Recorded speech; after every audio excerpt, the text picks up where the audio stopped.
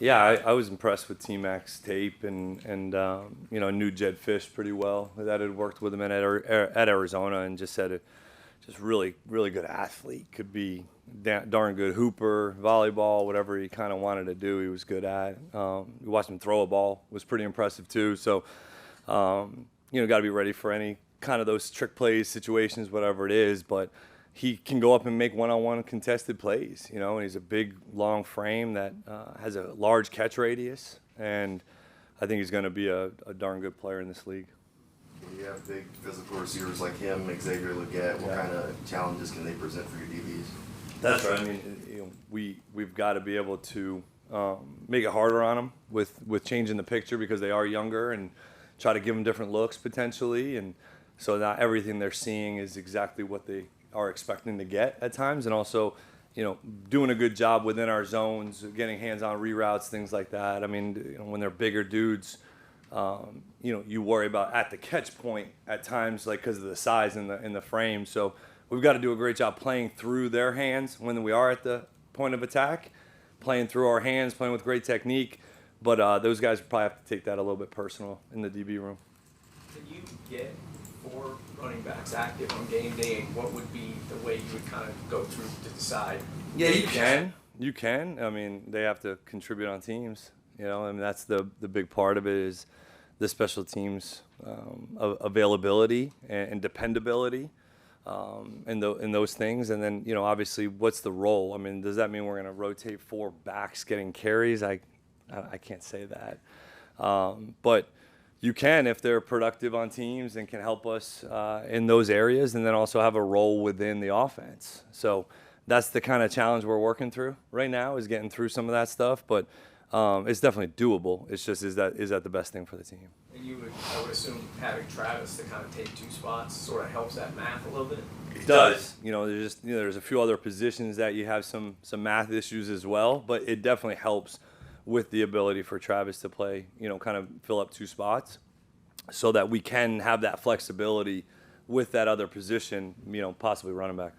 Transitioning from the grind of training camp to week 1 prep, to being around guys like McVay and Todd Bowles kind of give you a blueprint for how to do that effectively. Yeah, those guys both led in very different ways, but got very similar responses from their players. And just keeping in mind the rhythm of the week and the monotony of the week, and trying to keep things fresh for these guys, and to not completely crush them in the meeting room settings so that they're just sitting there for endless hours watching tape. So trying to create different scenarios, situationals, walkthroughs, different settings to where we can continue our active learning and get these guys up on their feet a little bit, get them off their feet. Both guys did it very differently, but I texted Sean last night and said, so much of what I learned from you, for that time gets put into work every day. And that was pretty cool to see. You talk about getting more knowledge about this team when the games start. So how much do you know about this team right now, week 1?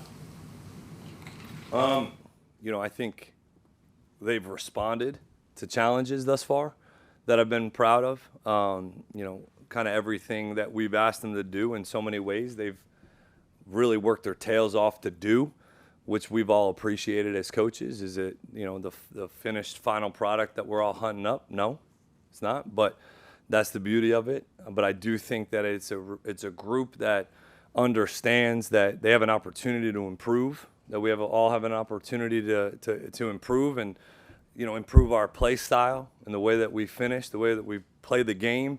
I've been pleased with their response to that. How we handle a turnover or a touchdown, given up, or a fumble. Like, how are we going to respond? You don't truly know. But thus far, from everything I've seen, I've appreciated their response. Coach, as we get closer, piggyback on what John said, you've had opening days before. This is your first one as the head coach. Is there a word you can use to kind of describe it? Is it excitement, anxiety, or? Yeah, I think I was talking to a friend of mine in California last night on the ride home at like 11:30, and he was just saying you got to take a moment to take that in. I definitely didn't do that for the first 3 preseason games. So I do have to take it in, and it's a cool moment for me personally and professionally, but also to do it with the guys that I'm able to do it with here in the building. Tony, James, the coaching staff, the people here have been nothing but extremely supportive and appreciative of that. So, and to try to give the community and the fan base a product that they're proud of, I think that's kind of what weighs on you a little bit. Is you're excited to see your players go out and play. You're curious to see the responses to adversity and the challenges within a game, but you're eager to go and try to put a product on the field that people are proud of. What kind of strides has Brenton Strange made for you over the last month since camp began?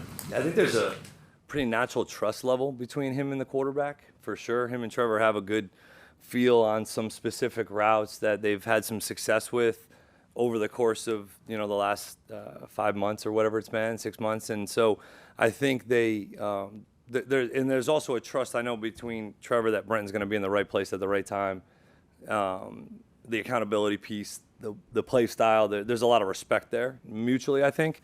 And when he's gotten opportunities, he's made plays and he's caught the ball, been aggressive with his hands. And I'm excited to see him with the ball in his hands in space a little. See how people have to go and tackle him because he is a violent runner when he does get the ball in his hands. So I'm excited to kind of see how he's able to help us on Sunday. What kind of difference could Travis Etienne make in terms of being able to flex him around, move him around, just all the different things that you like to do with running backs? Yeah, that's an evolution. Like so much of what we were able to do last year in Tampa with those backs kind of evolved, right? And so week one, Travis has been able to give us an opportunity to do that. Like he's lined up in multiple different spots and handled the workload that we've given him that is different than just lining up either behind the quarterback or next to him.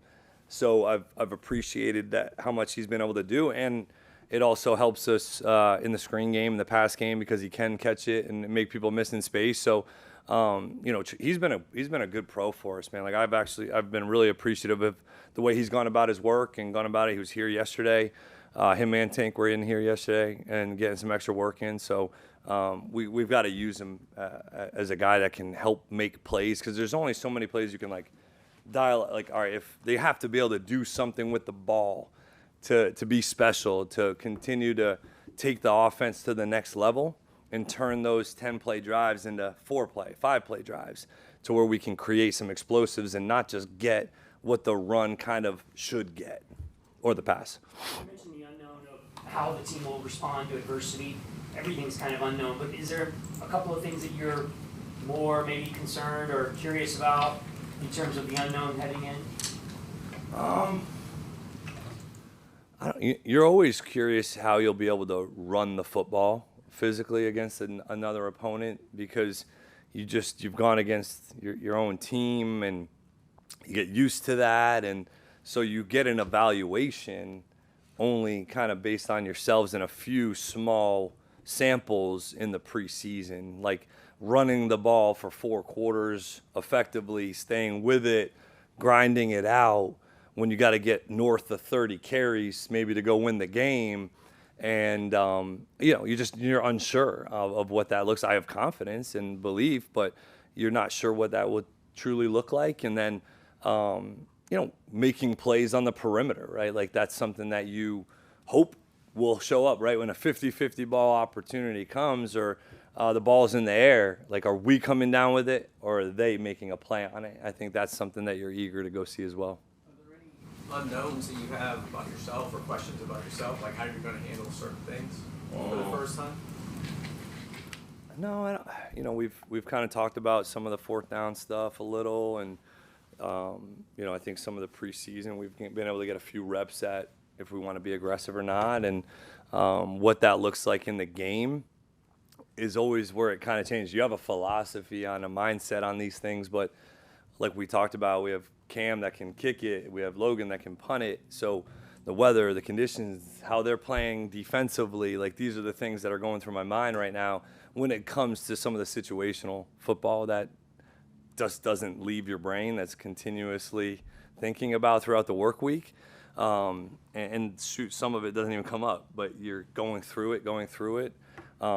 You know, we'll do a situational masters meeting on Friday with the players, and then I'll get with John Dykema and Shane Waldron on Saturday, and we'll do a whole nother kind of game management meeting because that's the unknown for me. I haven't had to make those decisions in a game when it comes to the timeouts, the 2-point conversions, the 4th downs, and all that. So, you know, that's a little unknown, but you're trying to get reps of it throughout the week and as well on Saturday.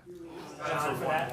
What's that? So you're leaning on John Yeah, for that? yeah. The So guy up in the booth? that's right. John Dykema and Shane kind of, you know, John did it in Detroit, you know, for those guys, and he's really sharp, very, very intelligent. So have trusted the data and information that we've been providing. They've been providing for me, and they've had a great collaboration on that when it comes to the situational stuff, game management.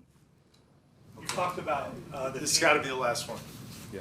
constantly needing to grow and improve, but is there confidence that going into week 1 that this team can get the job done in a game that they need to win? Yeah, there's confidence. I mean, when we've executed in 3 phases the way that we'd like to execute every play, it can look darn good. You know, it can. And then if we shoot ourselves in the foot or have pre-snaps or, you know, don't take care of the football or whatever it is, you know, it's going to be a tough day. Those things are hard to overcome.